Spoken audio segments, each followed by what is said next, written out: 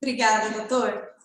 E já aproveitando, nós temos aqui presente conosco o doutor Fabiano, que é o nosso próximo palestrante, já vi ele entre os participantes.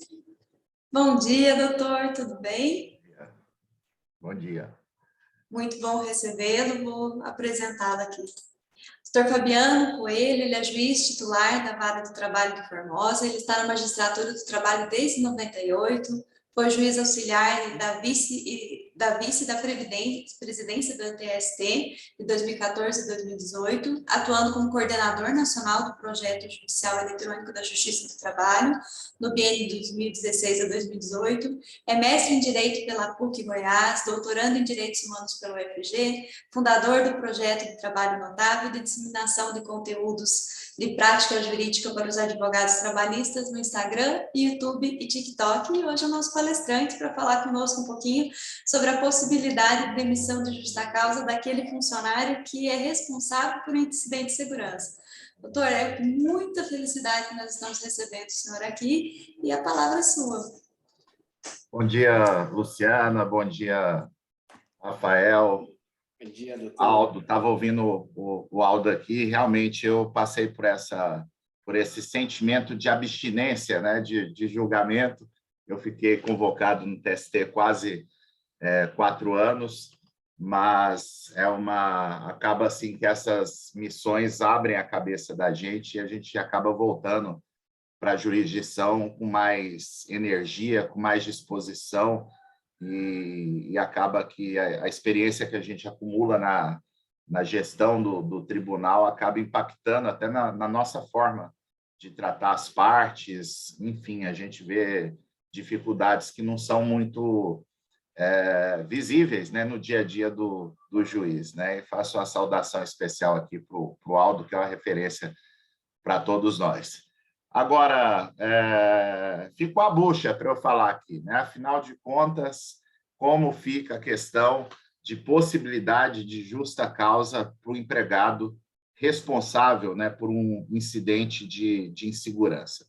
Esse tema, ele é um tema difícil de ser tratado, porque aqui a gente vai ter uma abordagem principiológica muito forte, né, em que do lado a gente tem uma lei que é protetiva à pessoa humana, que é a LGPD, e, de outro lado, a gente também tem um conjunto de normas que visam proteção de um sujeito específico, que é o trabalhador. E isso, no que a gente estuda até nas teorias de conflito de princípios, né, a gente sempre vai ter que primar pelo juízo de ponderação, né? Aquelas lições que a gente tem de Robert Alexy e tantos outros teóricos do direito constitucional, dos direitos humanos, enfim. Então, eu faço essa introdução, que há essa dificuldade inicial de tratar a matéria, mas, de toda forma, aqui a gente tem que lembrar, né, e acho que isso é uma premissa muito importante, que a Lei Geral de Proteção de Dados, ela não tem uma regra específica da responsabilidade do empregado que pratique um ato doloso ou culposo envolvendo um incidente de insegurança. Isso é importante porque vai reforçar a aplicação das normas do direito do trabalho, já que a gente não tem uma abordagem específica.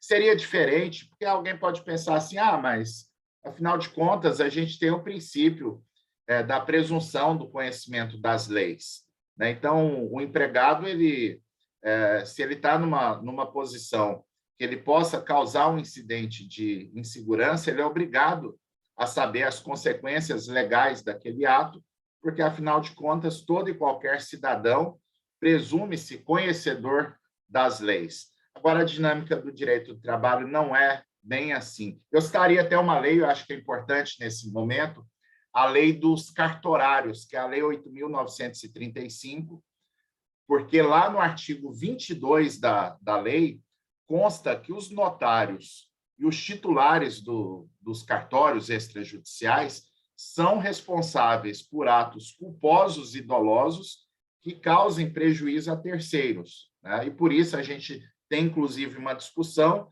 que lá no cartório extrajudicial, se um empregado do cartório praticar um ato culposo, independentemente do que tiver previsão no contrato de trabalho dele, o empregador poderá tomar providências, inclusive para ressarcir do prejuízo.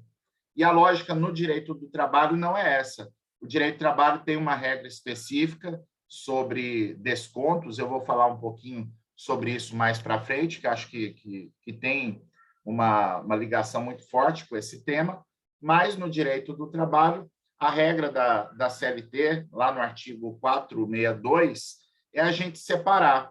Aquilo que for um ato doloso, o empregado sempre vai responder. Agora, aquilo que for um ato culposo, ele só responde se houver uma cláusula prévia no contrato de trabalho, estipulando que ele possa responder em caso de imperícia, imprudência, enfim, né, uma situação de culpa. Isso vai trazer consequências na abordagem que eu quero propor aqui. Naturalmente, eu não sou o expert em LGPD, e aqui abordagem sobre incidente de segurança, eu não tenho condições técnicas de aprofundar, né, tanto quanto os senhores conhecem, mas seria lembrar aqui que seria importante, né, os princípios gerais da LGPD, né, que, em especial, o fator do artigo 6º impor uma boa-fé objetiva já no seu caput, né? Isso é importantíssimo, né, para a gente ter esse ponto de partida, né, que isso pode fazer com que, por exemplo, o empregador sempre vai responder por eventuais danos que ele cause aos seus próprios empregados, né, como o doutor Rafael bem lembrou, né, está pipocando na Justiça do Trabalho várias situações envolvendo a LGPD, e importante também que a LGPD ela deu uma formatação segura para problemas que a gente já tinha antes na Justiça do Trabalho, mas os juízes julgavam apenas com base em bom senso, em equidade, em razoabilidade, né? Porque a gente poderia citar aqui, em especial, vazamento de dados sensíveis de empregados, né?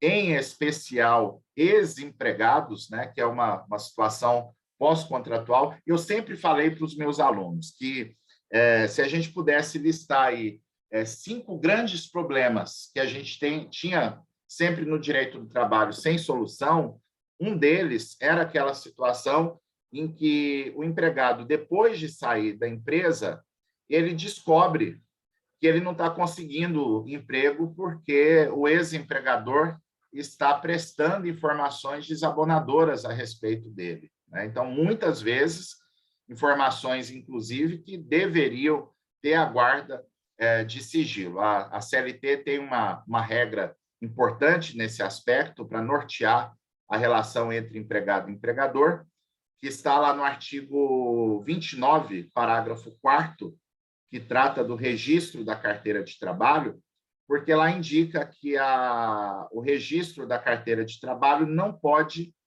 contemplar informações desabonadoras, né? Justamente porque algo que aconteça, algo que o empregador descobriu acerca daquele empregado, não pode ser objeto de divulgação pública, que seria a consequência do registro na CTPS, para que não houvesse ali uma espécie de condenação desse empregado, para que ele tenha eternamente uma dificuldade de obter um novo posto de trabalho, né? Aqui, inclusive, o direito do trabalho, a gente tem algumas abordagens já sobre isso, de aplicação do chamado direito ao esquecimento, né? Então, tem várias situações, né, que a gente poderia pensar tanto no curso da relação de emprego ou até pós-contrato, né, do empregado ter direito a que uma determinada situação, informação não fosse revelada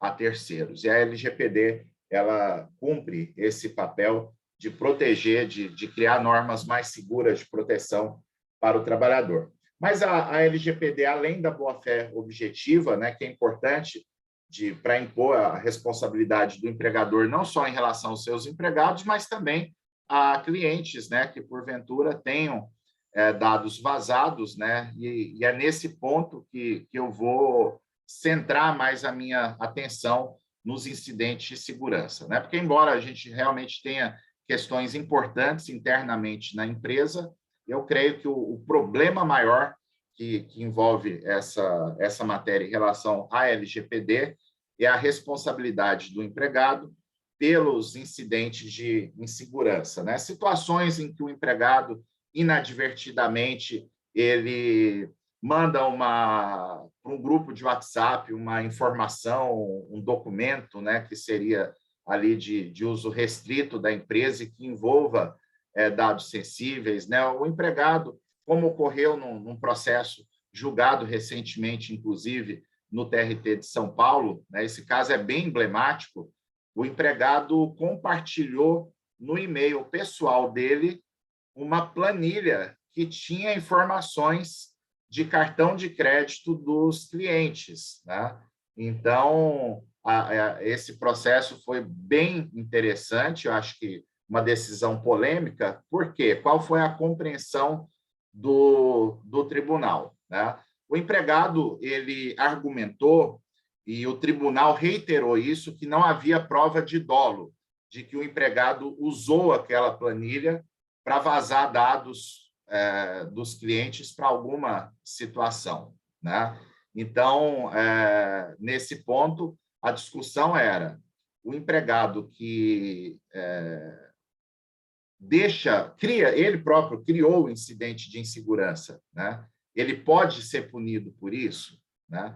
Porque a alegação do trabalhador é que ele tinha algumas pendências em relação àquela planilha, que ele ficou com receio de fechar a planilha no sistema da empresa e depois não conseguir concluir a tarefa naquele momento que ele tinha parado. Ele dizia, inclusive, que o chefe não prestou a orientação necessária para ele concluir o serviço e que ele compartilhou no e-mail pessoal dele para ele não perder a planilha naquele estado que se encontrava, porque havia a necessidade, segundo ele, de concluir uma tarefa determinada pelo empregador. E o tribunal foi extremamente rigoroso, dizendo que a empresa tinha orientado de forma adequada os empregados acerca daquele procedimento que era irregular, e assim sendo, o empregado que cria o incidente de insegurança, ele está cometendo uma falta grave e pode ser punido em relação à justa causa, né? Então, é uma situação realmente interessante, porque não houve, naquele caso específico, prova de prejuízos a terceiro, mas dentro da lógica da boa-fé objetiva, né, se espera uma conduta do empregado que seja devidamente orientado e treinado, que ele não crie o incidente de insegurança. Mas a gente vai abordar aqui que não é só o empregado que cria um incidente de insegurança que pode ser punido com justa causa, né? Porque quando a gente fala em incidente de insegurança causado por empregado, logo a gente pensa no estelionatário, né? Naquele empregado que se aproveita da posição dele na empresa, da posição de ter acesso a dados sensíveis para vender esse banco de dados, e a gente sabe que, infelizmente, isso é uma prática muito corriqueira, né? Eu que estou atuando no digital, né? A gente tem aqui cursos online, a gente faz muito tráfego, eu faço muito curso, me inscrevo em vários eventos para a gente aprender alguma coisinha sobre estratégia, sobre tráfego, sobre outras coisas, né? E acaba que o meu e-mail, o meu WhatsApp está disseminado aí em centenas de bancos de dados, né? E é impressionante, não tem um dia que eu não recebo ligações, e-mails ou mensagens de WhatsApp, e muitas vezes o WhatsApp bem invasivo, né? Você nunca viu a pessoa, você não tem a mínima ideia do que é aquela empresa, e a gente recebe uma mensagem ali oferecendo um produto, serviço, né? Outro dia até vieram me oferecer um curso de direito do trabalho para RH, né? Eu olhei para a pessoa assim e falei, gente do céu, né? Tá realmente a pessoa não tem a mínima noção aqui do que está oferecendo, né? Mas, enfim, a gente pensa logo no empregado que criou o incidente, né? Mas a gente tem que pensar, e eu acho que esse ponto é muito importante, né? O empregado que não teve os cuidados necessários, né? Tanto nas medidas preventivas, né? Ele pode não ter criado o incidente, mas ele está deixando de observar regras de prevenção impostas pela empresa, ou mesmo o empregado, ele não, nessa lógica, ele não fez o necessário para evitar prejuízos ao seu empregador ou a clientes, né? Por exemplo, a gente viu aí a moda o ano passado, em especial, né, de sequestro de dados de tribunais, né? Então, isso tem sido uma realidade em relação a empresas e também a pessoas naturais, né? A gente tem visto aí situações, né, de hackers que conseguem tomar conta de Instagram, de Facebook, né? Ano atrasado, se não me engano, o professor Fred Didier mesmo passou por isso. O Instagram dele foi hackeado, ele tinha 80 mil seguidores, né? Que para quem tem uma imagem pública, né, a revelar, enfim, é importante. E, na época, a pessoa que hackeou pediu um resgate de 40 mil reais para que tivesse o Instagram de volta, né? Ele acabou, obviamente, negando a proposta e foi feita uma campanha até pelos professores do Brasil inteiro, ajudando a divulgar o perfil novo, e o professor Fred reconstruiu, né, o perfil.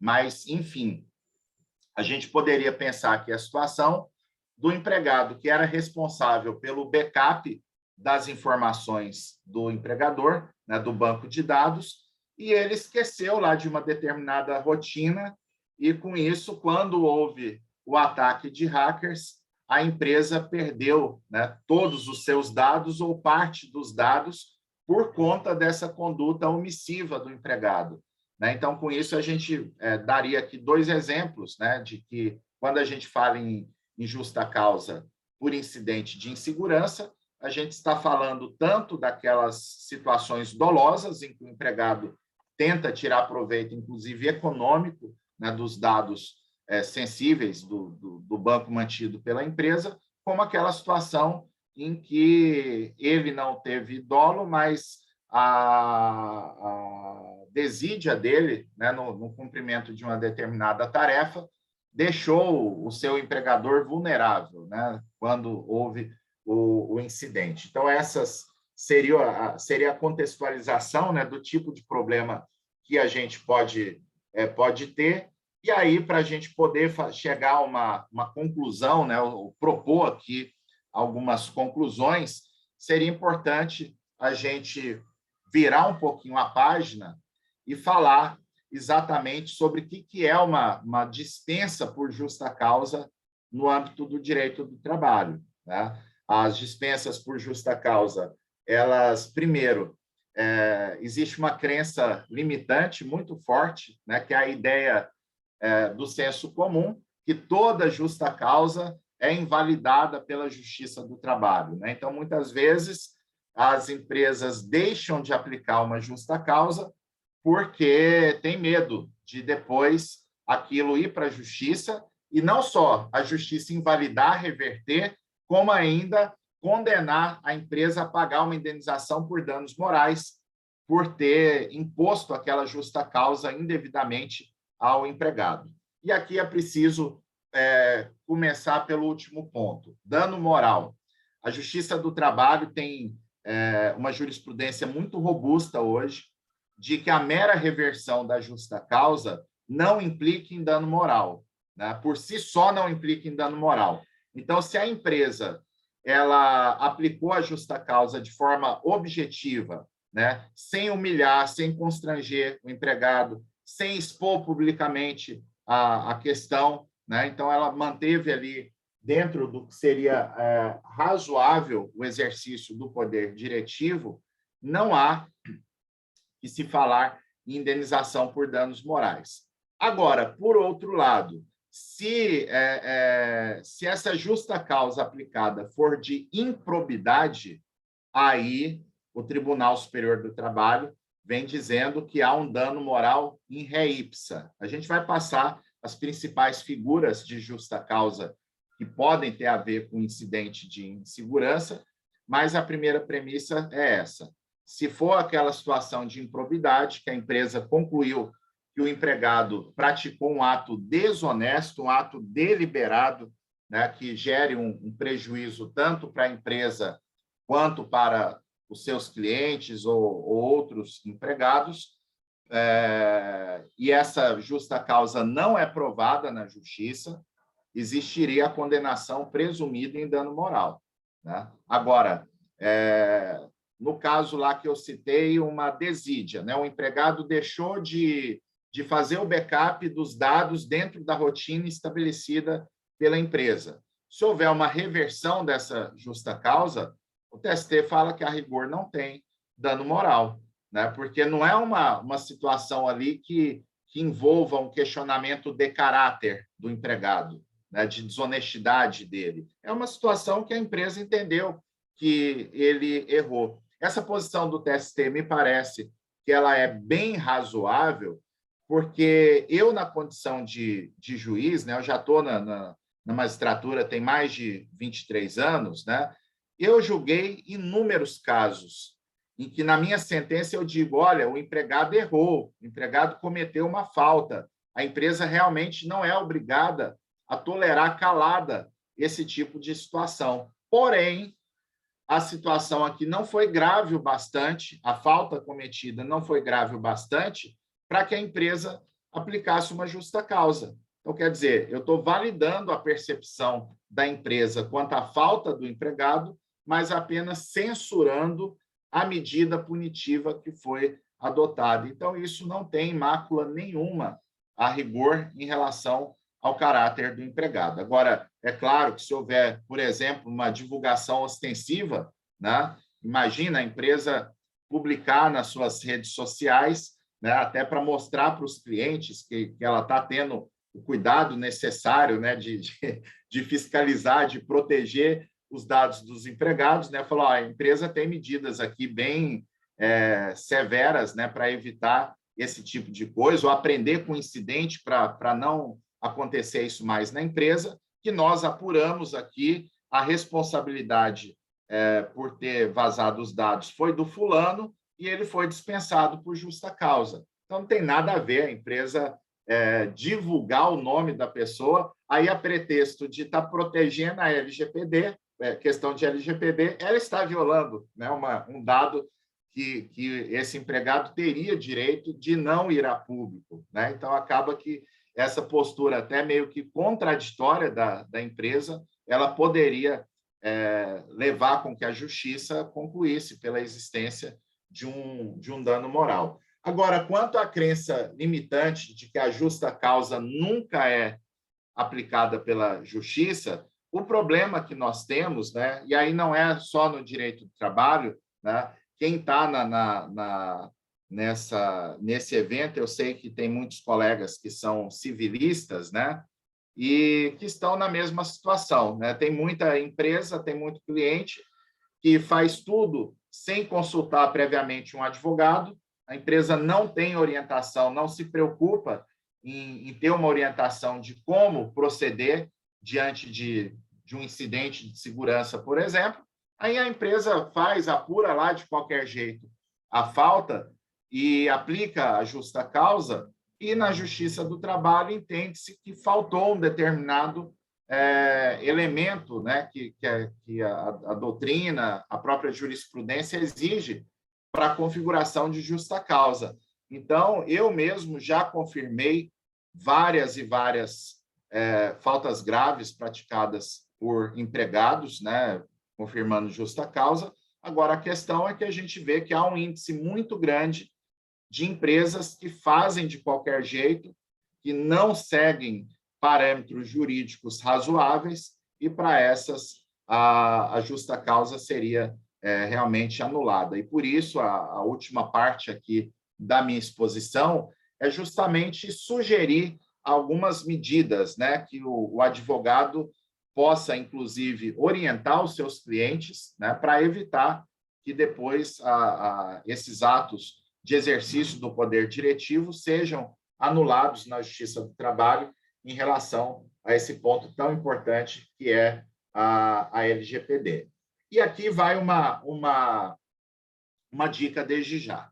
O poder disciplinar do empregador, que envolve controle, envolve fiscalização e punição também do empregado, né? Mas basicamente controle e punição, né? Usando a expressão lá de Foucault, vigiar e punir, né? Que é até o título de uma obra bem conhecida do Michel Foucault. Mas o poder diretivo é isso, é vigiar e punir o empregado sempre quando necessário. Essas punições são as mais variadas possíveis, né, de acordo com a gravidade da falta cometida pelo empregado. Então, é muito importante que a empresa tenha, primeiro, né, um procedimento transparente de dar aos empregados conhecimento acerca das regras de LGPD, né?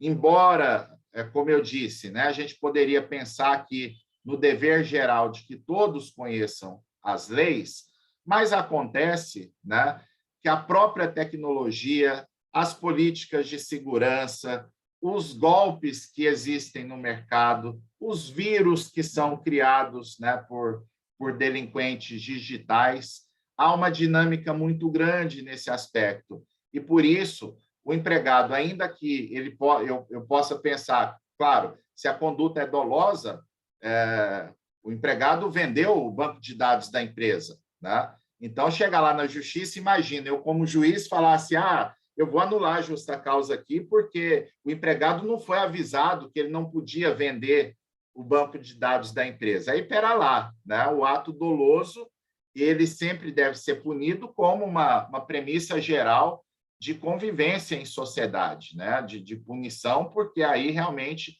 a gente não pode permitir esse tipo de situação. Agora, em geral, eu não posso presumir que todo e qualquer empregado saiba quais são as medidas preventivas que ele deve adotar ou medidas que ele deva, condutas que ele deva tomar diante de um incidente de segurança, né?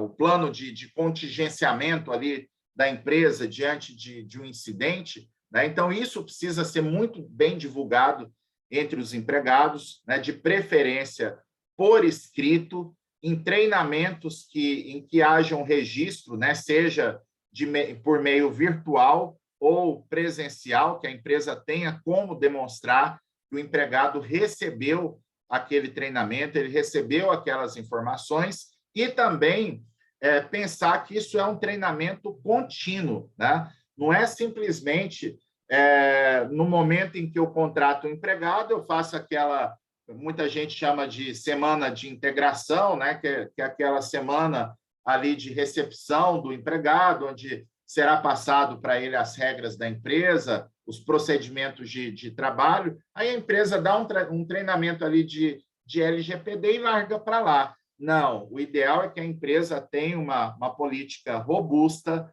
né, em que ela possa, inclusive, periodicamente, colocar lá informações de LGPD no contra-cheque do empregado, mandar um e-mail de vez em quando para ele, relembrando determinadas regras. Se teve ali uma situação de risco, né, que se percebeu que o empregado, por exemplo, ele abriu um e-mail de forma inadvertida, sem cumprir protocolos da empresa, e aquele e-mail estava infectado, né, por um vírus. Ou aquele empregado, né, que ele faz faculdade, ele pega o pendrive dele, bota lá no Xerox da faculdade, que todo mundo passa por ali, inclusive centenas de vírus, né, ele vai e espeta esse pendrive numa máquina da empresa, e com isso causa, às vezes, a infecção da máquina ou até do sistema da empresa a depender da situação. Então, nesses casos, quando houver esse tipo de situação,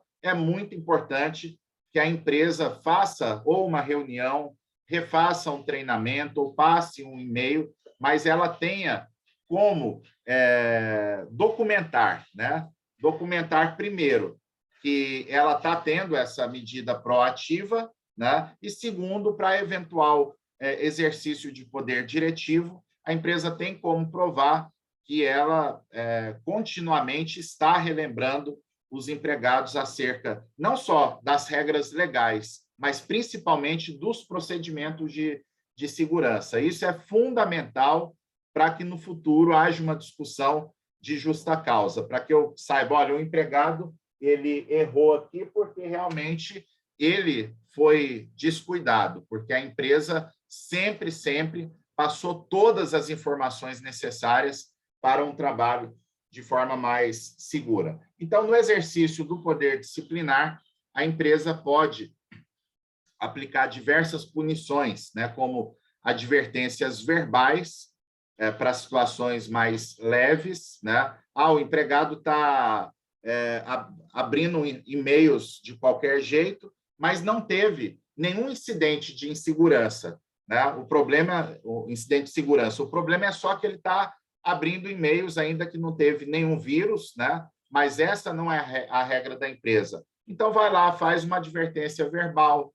Se o empregado insiste naquele procedimento, formaliza uma advertência por escrito, né? Mas porque são faltas que, até por não terem gerado prejuízo à empresa ou aos clientes, são faltas consideradas mais leves.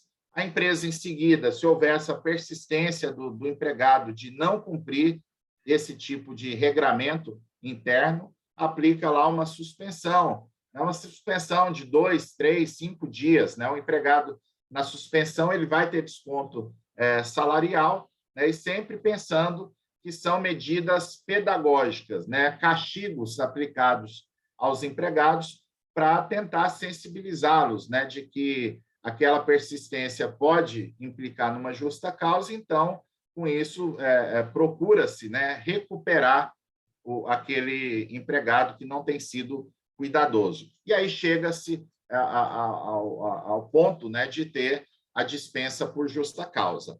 Mas aqui, eu preciso falar para vocês de outra crença limitante, né? Que, olha, gente, não tem essa semana que o pessoal não me pergunta o seguinte: professor, se o cliente for aplicar uma justa causa de desídia, né? A desídia é aquela justa causa, a falta grave do empregado que está sendo relapso no trabalho, ele não está sendo cuidadoso.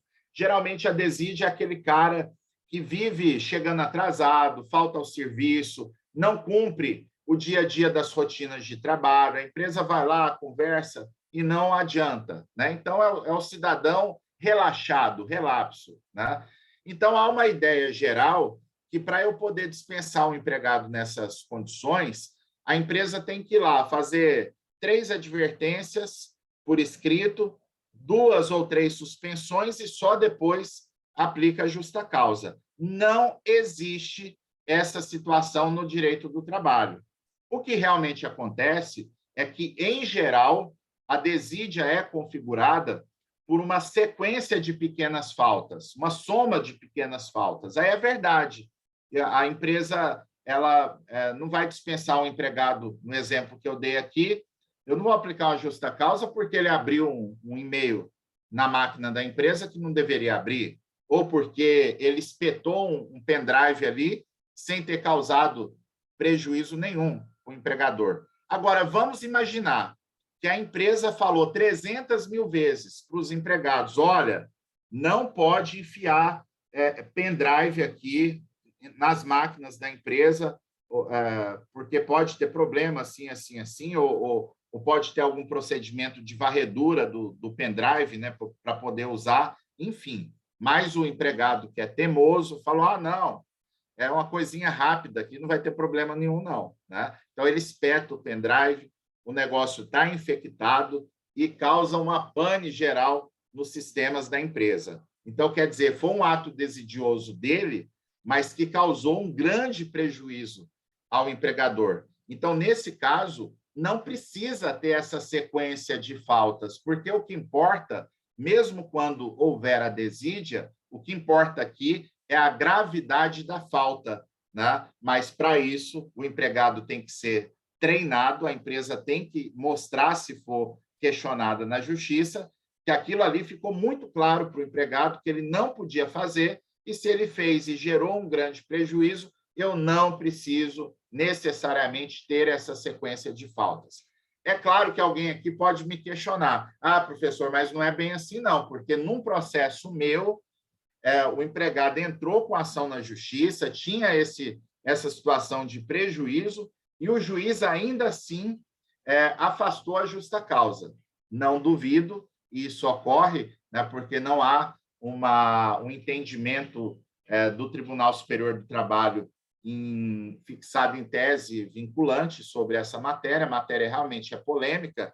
Agora, eu, quando busco orientar esse tipo de coisa, né, é claro que a gente tem que considerar que o juiz de primeiro grau, o TRT, pode pensar do modo X, mas eu gosto de me fiar com a jurisprudência do Tribunal Superior do Trabalho, para dizer, olha, o que a Justiça do Trabalho realmente está aplicando é isso aqui. E no Tribunal Superior do Trabalho, a gente vai encontrar dezenas de decisões, não em relação à LGPD ainda, né? Mas decisões que dizem que a desídia não precisa dessa soma de faltas. Pode ser um empregado que tem um passado funcional irrepreensível, mas se ele deu uma bobeira lá, né, ele teve um descuido que gerou um grande prejuízo para a empresa, ele pode ser punido com a justa causa. É importante a gente afirmar isso.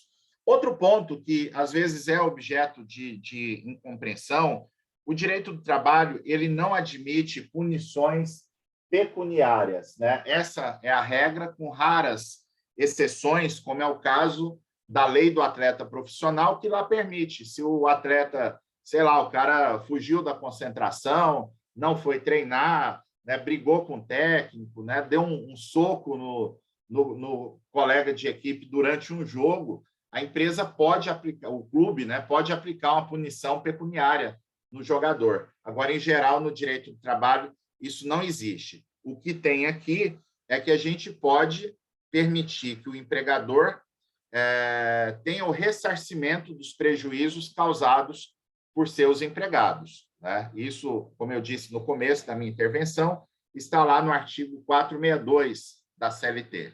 Para isso, é imprescindível que a empresa coloque uma cláusula no contrato de trabalho dizendo que o empregado ele tem consciência que ele é obrigado a ressarcir qualquer prejuízo que ele cause à empresa, ainda que esse prejuízo seja culposo. Sem ter prova dessa cláusula, se a empresa teve um prejuízo decorrente de um incidente de segurança, né, causado pela conduta de um empregado, se não for dolosa a conduta, não pode promover o desconto. Então, é uma medida que o empregador deve adotar para evitar qualquer tipo de problema. E sem contar, né, pessoal, que quando eu dei o exemplo aqui, o empregado vendeu o banco de dados da empresa, eu tenho certeza que se a gente fizer uma enquete aqui, 100% vai concluir que o ato do empregado foi doloso, né? Agora, há muitas outras situações em que, ainda que eu admita a aplicação da noção de dolo eventual aqui no contrato de trabalho, né? O empregado que, com a sua conduta, ainda que não intencional, ele assumiu o risco de causar aquele dano, né? O cidadão lá do pendrive, né? Ora, ele sabia que colocar o pendrive na máquina da empresa podia causar o dano. Ele não teve a intenção, ele não sabia previamente que o pendrive estava infectado e espetou lá. Agora, imagina que ele soubesse que o pendrive estava infectado. Ele, de propósito, ele espetou o pendrive na máquina. Como é que eu vou provar o dolo desse empregado?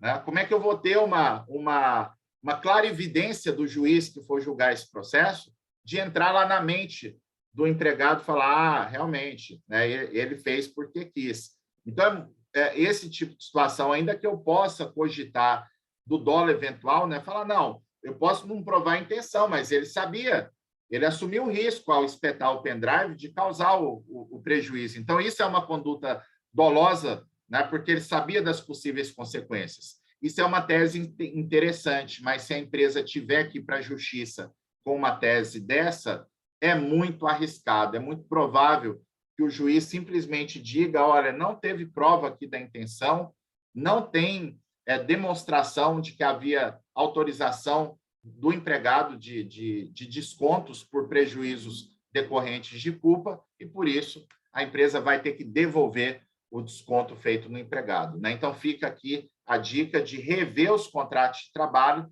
para verificar se a empresa tem essa situação e, se não tiver, aí cria-se um problema, né? Eu posso agora resolver o problema da empresa que não se preocupou nunca com isso, né? Eu penso até que é possível, até porque existe um novo contexto normativo.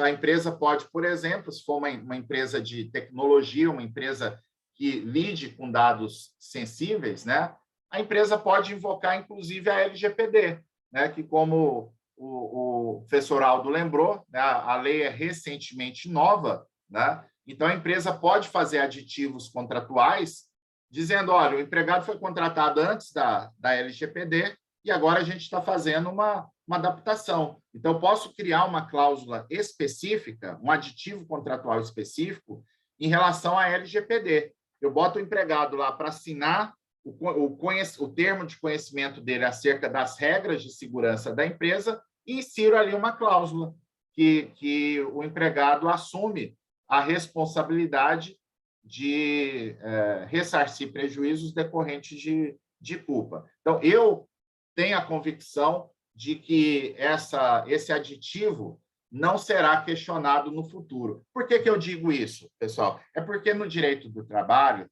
tem uma lógica da inalterabilidade contratual lesiva, ou seja, a regra da legislação trabalhista é que eu não posso mudar, não posso criar uma regra nova do contrato que prejudique o empregado. Então, isso, um bom advogado defendendo esse trabalhador, ele pode questionar na justiça, dizendo, olha, realmente o meu cliente assinou aqui um termo de responsabilidade de ressarcir prejuízos, mas esse termo ele não existia lá no início do contrato.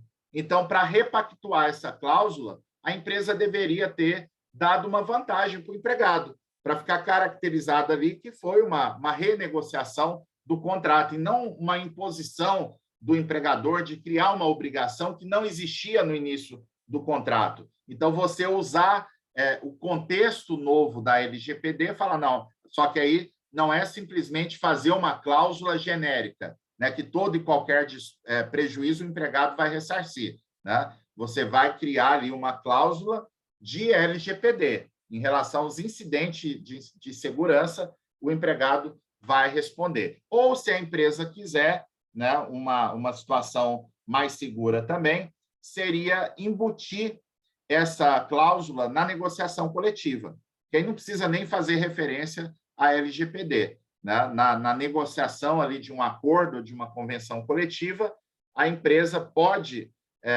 negociar com o sindicato a inserção de uma cláusula. Isso tem sido validado pela Justiça, que não precisa ter a previsão específica no contrato de trabalho se houver norma coletiva disciplinando o assunto. Então, seria uma saída aqui também para o empregador. Agora, de um jeito ou de outro, é importantíssimo que a empresa, descontando ou não do salário dos empregados, é importantíssimo que a empresa exerça o seu poder diretivo, exerça o seu poder disciplinar, punindo, ainda que com advertências, com suspensões, os empregados, para ficar muito claro que aquela empresa ela tem uma política interna robusta de fiscalização dos empregados em relação ao cumprimento de normas relativas à LGPD. Né? Então, tolerância zero, né, com razoabilidade, né, com bom senso,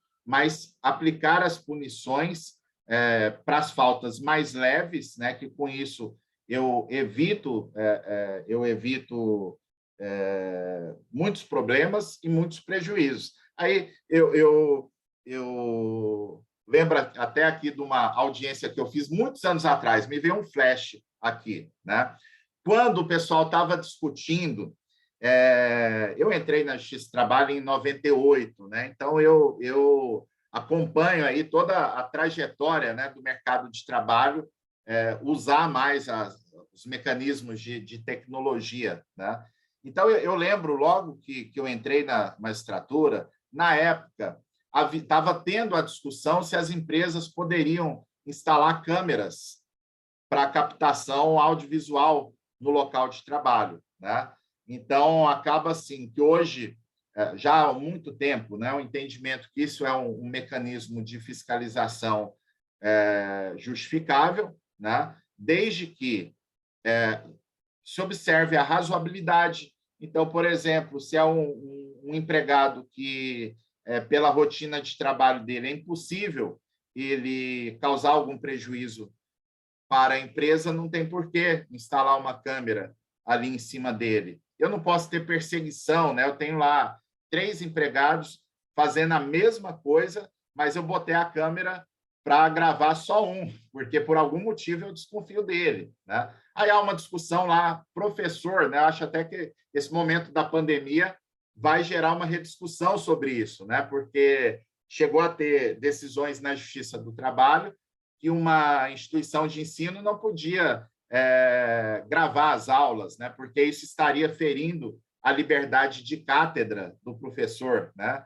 E hoje o que acontece, né, que por conta da pandemia, as aulas são gravadas e a gente já viu algumas notícias aí em sites jurídicos, né, de professores que foram punidos, né, por conta de má conduta em sala de aula, de destratar empregado ou aluno, ou usar discurso de ódio, enfim, né? Mas é consolidado que a empresa pode gravar. Aí eu lembro que lá atrás teve uma empresa que ela dispensou um empregado por justa causa e a prova da justa causa eram as filmagens, né?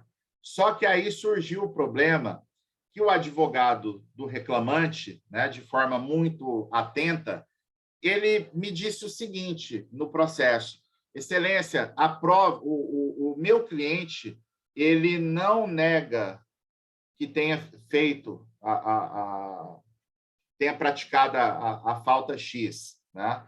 Agora, a prova que a empresa usou para aplicar a justa causa é uma prova ilícita, porque ele não foi avisado de que estava sendo filmado. Então, há uma discussão aí interessante, né, dos frutos da árvore envenenada, né? Eu posso aproveitar essa prova, porque aí a Justiça do Trabalho realmente diz que tem que ter o aviso prévio, né? De dizer, botar o adesivinho lá do Smile, né? Sorria, você está sendo filmado, enfim, né? Então, eu ali tentando um acordo, eu ponderei com a empresa. Falei, olha, a matéria é nova, eu sugeriria aqui que fizesse um acordo, porque a empresa admitia que não tinha avisado, né, as filmagens, e eu ponderando, olha, para que a prova seja 100% válida, tem que avisar os empregados que eles estão sendo filmados.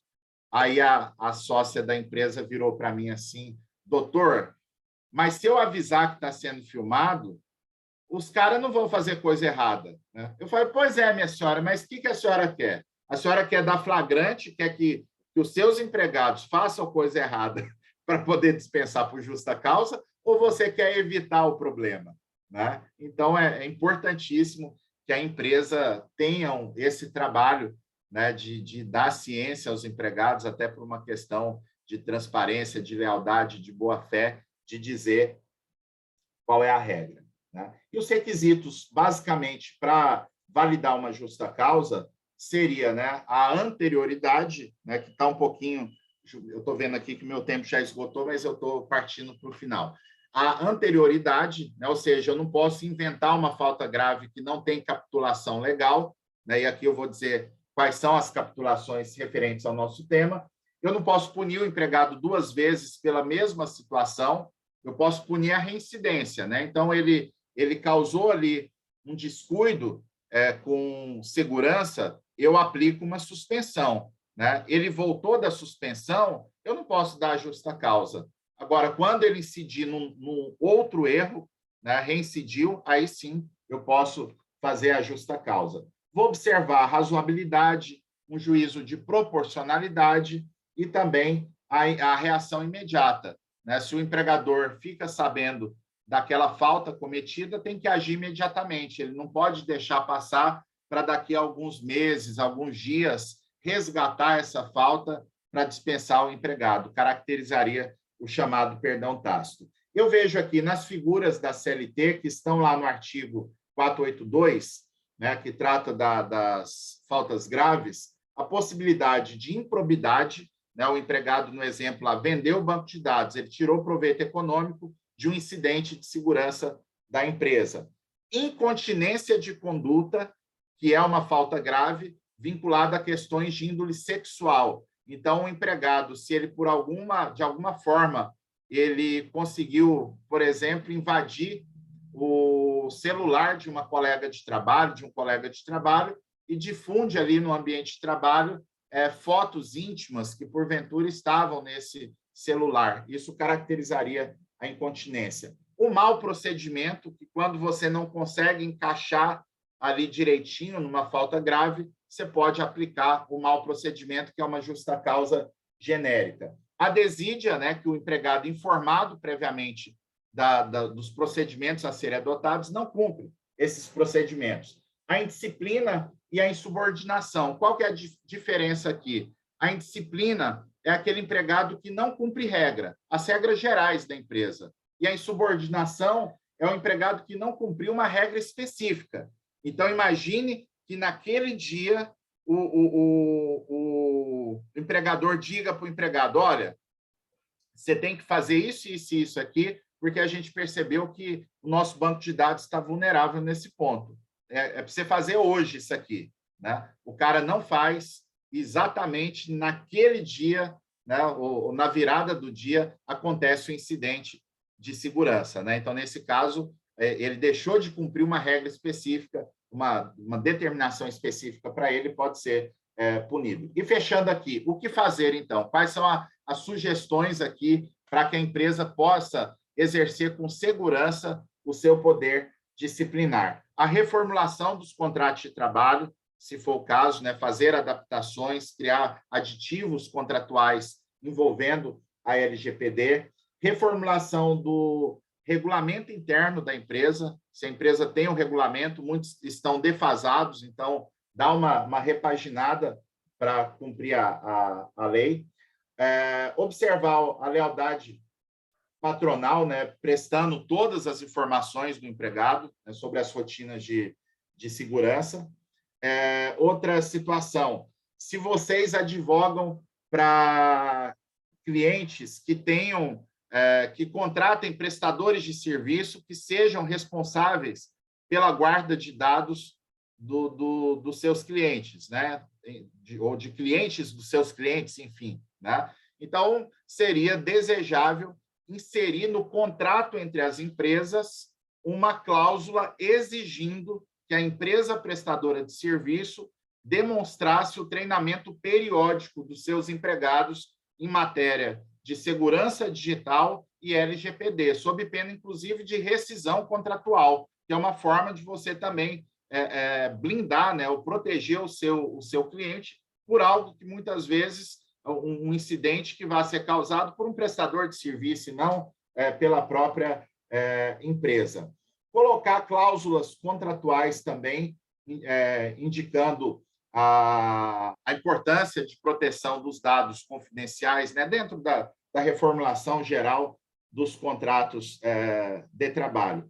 Fazer os descontos salariais por prejuízos, né, porque acho que isso, primeiro, é justo, né, é algo que a lei permite, né, e também reforça que a empresa tem política de segurança, né? O empregado que sabe que vai pagar por um prejuízo, ele vai ter uma responsabilidade maior. E, por fim, reiterando que a empresa use o seu poder disciplinar justamente para que, se tiver um problema na Justiça do Trabalho, ela tem como mostrar que não é uma empresa que deixou correr solta e, de uma hora para outra, aplicou uma justa causa no empregado. Não, uma empresa que tem uma política objetiva, uma política que é conhecida dos empregados e ela age dentro da lei para punir e, se for o caso, até aplicar justas causas, né? É o que eu tinha aqui a tratar, me desculpando se a gente não pôde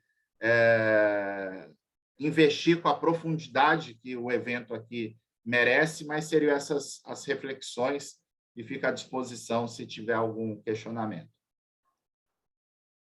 Eu vou pedir aqui já atravessar um pouquinho, usar uma prerrogativa aqui, doutor Fabiano, e fazer primeiro um agradecimento, né? É sempre muito brilhante e foi fantástico. Eu acho que você tocou nos temas hoje que, quando a gente está assim implementando programas de governança, muitas vezes a empresa não compreende as consequências jurídicas, né? Ou seja, a gente sempre fala muito em treinamentos rotineiros, ou seja, não é só naquele, vamos dizer, adequação, né, que tanto se fala de LGPD, mas você continuar treinando sobre os riscos, né?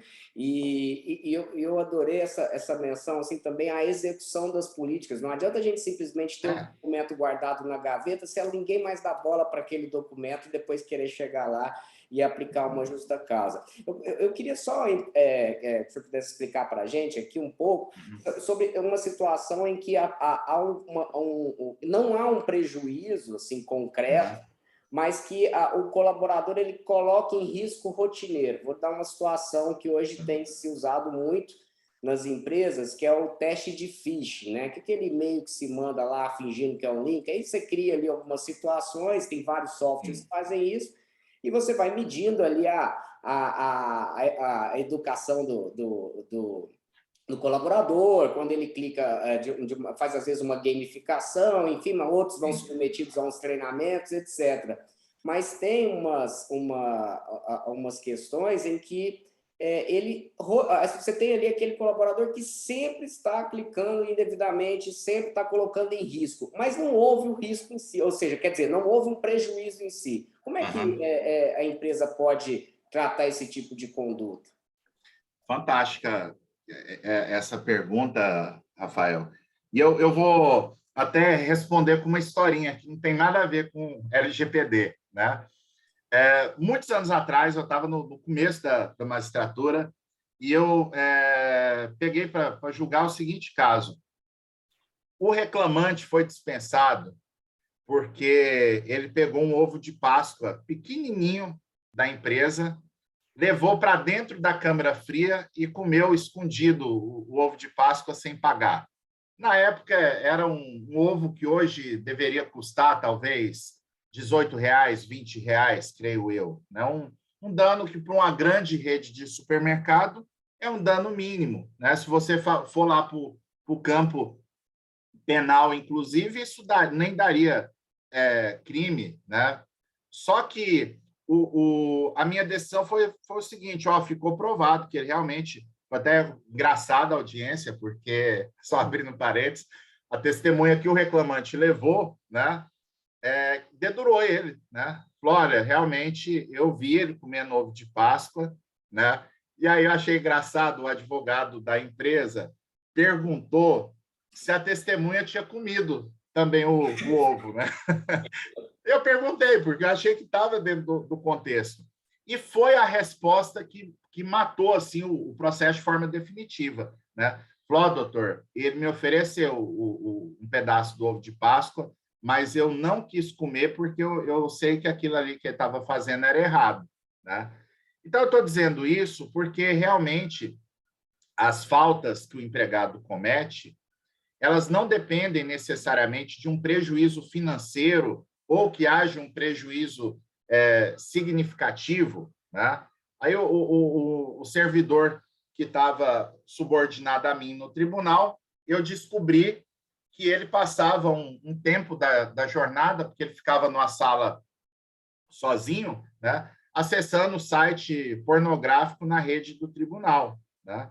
Então, eu descobri a situação, mandei fazer uma inspeção, uma vistoria no computador que ele usava e pedi ao tribunal que abrisse um PAD. Aí ele veio falar comigo. Falei, não, doutor, pode fazer a conta aí, quanto que deu o uso indevido da internet que eu deposito na conta do tribunal. Falou, a questão não é essa, não é uma questão de prejuízo financeiro, mas é a questão de descumprir uma regra básica de conduta, de bom senso. Isso aqui ninguém precisa avisar que não pode ficar, pelo menos numa empresa em geral, né? Tem empresa que é até necessário acessar sites pornográficos, mas em geral não, né? Eu digo com isso, com toda segurança, Rafael, que a empresa pode punir, pode chegar ao ponto de ter uma justa causa, mesmo que o empregado não dê um centavo de prejuízo em relação à LGPD. Aí a única ressalva que eu faço, né, Rafael, e demais colegas que estão aqui, né, é que nessa situação em que a empresa não teve prejuízo, é interessante que tenha uma sequência de faltas, né? Aí eu acredito que punir o empregado pela primeira vez, ainda que aquela conduta dele represente um altíssimo risco, mas eu acredito que boa parte dos juízes não vão ter essa percepção, né, do risco que o empregado está causando para a empresa, às vezes, num ato único, né? Então, se a finalidade da empresa é até pedagógica, a própria empresa pode usar, né, do instrumento dela mesma, ser o hacker, né, para ter essa educação interna dentro da empresa, mas eu vou punindo com advertência, suspensão e uma justa causa de desídia, de indisciplina, também é uma outra questão que o pessoal pergunta, né? Eu posso aplicar uma justa causa por mais de um motivo? Pode. Aqui, nesse caso que você conta, eu tenho um mau procedimento, eu tenho uma desídia e eu tenho uma indisciplina, né? Então, eu posso colocar nas advertências, nas suspensões, na própria justa causa, o enquadramento desse empregado nessas condutas. E eu tenho a convicção de que a empresa conseguiria manter essa justa causa, até porque, e aqui eu quero abrir um parênteses com muito cuidado, né, de não parecer aqui leviano ou fazer uma crítica ácida aos meus colegas juízes, né? Mas a realidade que eu percebi em 23 anos de profissão, Luciana, Rafael, demais colegas, é que os juízes costumam ser um pouco mais duros, um pouco mais inflexíveis, quando a falta noticiada no processo é alguma coisa que está dentro da órbita de risco do próprio juiz, né? Então, causas de doméstico, eu vejo que há um julgamento com mais rigor, que o juiz se vê naquela condição do empregador. Construção civil, que muito juiz já construiu, sabe os problemas que é, e da LGPD é uma situação que a empresa, tendo tudo documentado, o juiz vai se ver naquele problema, né? O juiz, então é por isso, né? É por conta de gente igual o reclamante que eu fico recebendo aqui tentativa de golpe no meu celular, no e-mail, né? Então, acaba que, por conta disso, né, do juiz estar inserido, como qualquer cidadão, em problemas de vulnerabilidade a dados sensíveis, né? Eu acredito que é um tema que a justiça vai andar junto com as empresas, né? Se a empresa tem esses cuidados todos de fiscalizar, educar o empregado, enfim. Obrigado, Alan. Deixa com a Luciana agora. Doutor Fabiano, eu ainda não tinha tido o prazer de ouvi-lo falar, estou encantada com a sua didática e clareza. A palestra foi muito mais rica do que eu imaginava dos temas que o doutor abordaria. Foi muito proveitosa mesmo, a gente está muito feliz com a sua participação. É sempre bom poder contar com pessoas exponenciais aqui dos tribunais, para que traga um pouquinho para nós dessa realidade que vocês também passam, e eu acho que a sua fala foi perfeita. Estamos muito felizes mesmo com a sua participação. Eu não achei nenhuma dúvida aqui nos comentários, deixa eu ver aqui, o Dr. Jason. Ele também comentando, né, que como é bom ver esses paralelos realizados pelo Dr. Fabiano, pontuando os entendimentos de seus pares. E realmente, nós nos sentimos muito mais compreendidos e afeitos à questão, trazendo tudo para um lado tão cotidiano, tão normal como foi a sua fala. Estamos muito felizes, muito gratos. Obrigada pela participação.